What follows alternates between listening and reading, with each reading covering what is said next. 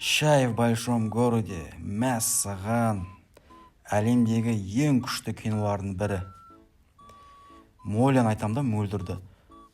Сценарийін не ішіп отырып жазғансың, Моля? Браво, браво. Бұл киноның Қазақстанның кинематографиясының алтын әріптермен жазатын кино ғой бұл. Оскар наградасына лайықты кинолардың бірі. Не деген сценарий, әлемдегі менмін деген сценаристердің өздері жаза алмайтын шығар бұндай сценарийді. Актерларды айтсаңыздаршы, ол жатыр қандай актерларың? Динара Сатжан, мынау. Даже аттарын білмеймін ғой бұл актерлардың. Аттарын ұмытып қаласың ғой. Эмоция берді да маған бұл кино ше. Деген эмоция берді да бұл. Мысалы менде выбор болса, екі вариант болса, мысалы мына жақта Тұрсынбектің концертіне бару, немесе мына жақта Шай в большом городе киносын тағы да көру болса, мен ойланбастан Шай в большом городе көретін едім. Всем советую, көріңдер. Содан кейін барып, осы киноны көрмеген көз сатып аламын. Бір почкамды сатсам да хабарласыңыздаршы. Ал сіздің ойыңыз қандай? Бұл кино сізге ұнады ма? Комментария жазып кетіңіз. Шай в большом городе. Өз басым бұл кинодан көп дүние күткен едім. Бірақ маған бұл кино өтпеді. Мағынасын түсінейін десем де түсіне алмадым мағынасын. Актерский составы енді айтпай қойын өте әлсіз. Второсортный кино деп айтса да болады. Енді әр адам өзінің мнениясы болады ғой, сол мен өз пікірімді айтып отқаным ғой сол. Бұл киноны барып көргенше, оданша қайырымдылық жасаңыздар.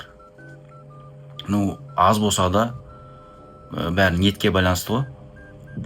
Былай қарап отырсам, Моляның жағдайы негізі, Мөлдірдің жағдайы жақсы ғой негізі. Тұрсынбек оның жағдайын бәрін істеп тастаған. Оданша көше сыпыратын әйелдерге немесе тағы басқа сондай сияқты жұмыс істейтін әйелдерді қолдасаңыздаршы. Немесе адамды қолдау үшін обязательно интервьюға шығып, өзінің күйеуін жамандап, сөйту керек па? Қалай ойлайсыздар? Комментарияға өз пікіріңізді жаза кетіңіздер. Мен сіздерге қуанышты хабармен бөліскім келіп тұр. Шай в большом городе деген киноның бәріңіз көрген шығарсыздар, бәріңіз білетін шығарсыздар.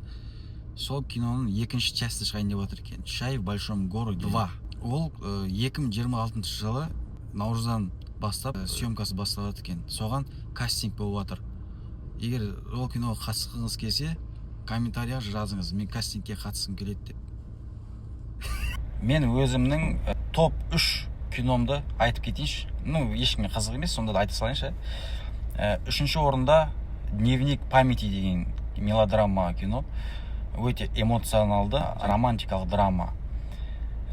Ол кинода қысқаша айтқан кезде қыз бен жігіт бір-біріне ғашық болады. Бірақ олардың бірге болуына қыздың ата-анасы қарсы болады. Жылдар өтеді, жаңа қыз басқа жігітке күйеуге шығады. Жігіт ешкімге үйленбей сөйтіп қалады. Соңында қыз бен жігіт түбінде бірге болады. Көрсеңіздер қызық. Спойлер жасамай қойын. Екінші кино ол Интерстеллар. Интерстеллар ол ғылыми фантастикалық кино. Космос жайлы, уақыт, адамзат тағдыры туралы ғой. Ал әрине бірінші орында ол өзіміздің әлемдегі ең күшті кинолардың бірі Шай в большом городе. Былай айтсам, мағынасын мүлдем түсінген жоқпын. Не деген сценарий, не деген сценарий, мәссаған. Скоро екінші часть шықса, мен бірінші баратайым сол киноға. Ал сіздің ойыңыз қандай, сіздің ең күшті киноңыз қандай? Комментария жазып кетіңіз. Және Шай в большом городе екінші частьін күтесіз ба?